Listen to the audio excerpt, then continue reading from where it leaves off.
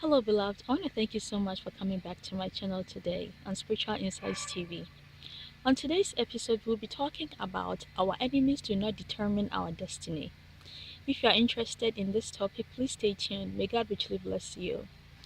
Until next time, please keep watching.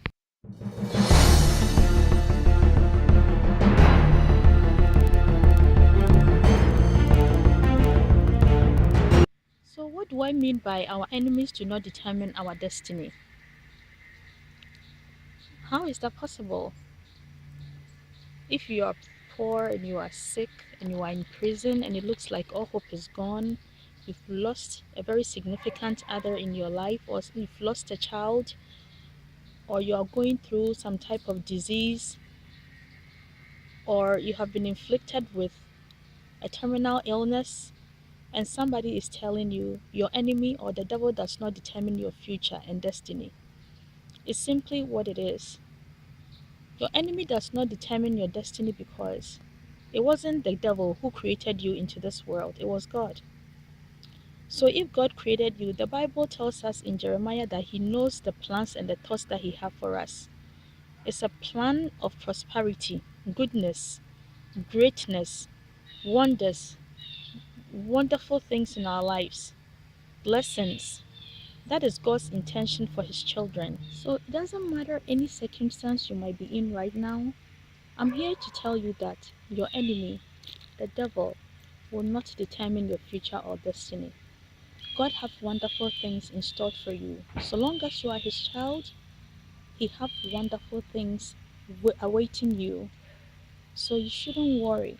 Even if you feel like, you know something, I am a single parent, life is so hard for me, I am divorced, I have a terminal illness, I'm poor, things are not working out for me, this is it for me. No. God wants me to tell you that there are wonderful things ahead of you.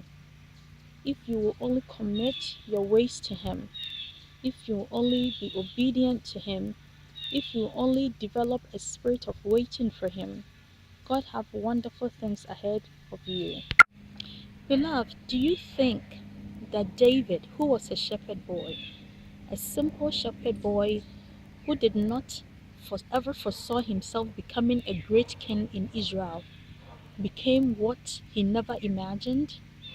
Do you think that Joseph, who was just any ordinary boy in the midst of jealous brothers who even wanted to destroy his destiny by killing him and eventually selling him into slavery, ever thought he would become a prime minister in one of the world's most powerful nation in Egypt? Beloved, do you think Esther, who was just a mere orphan, raised in probably a very poor home by his uncle Mordecai, ever thought he would be a queen mother in one of the world's most powerful nation, or married to a very powerful king who has dominion over so many countries over all over this world? That is what God can do if you only commit your ways to Him.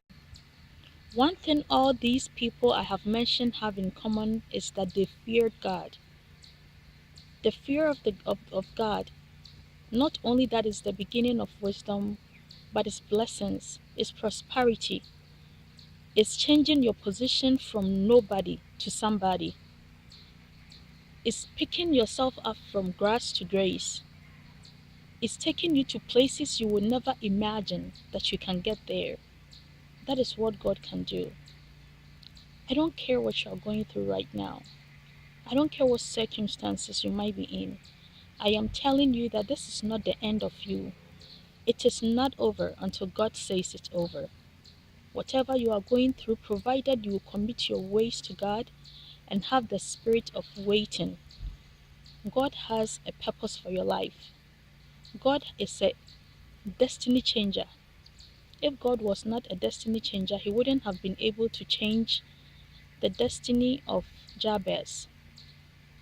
If you have read the Bible and you know anything about Jabez, when his mother gave birth to him, she went through so much pain, she went through so much sorrow, that the name Jabez was a name of curse. that there is nothing that Jabez will do in this life that will be prosperous. But as Jabez grew up and he realized that his life was not how he wanted it to be, he prayed to God that, God, if you only bless me and extend my territories and change my destiny for me.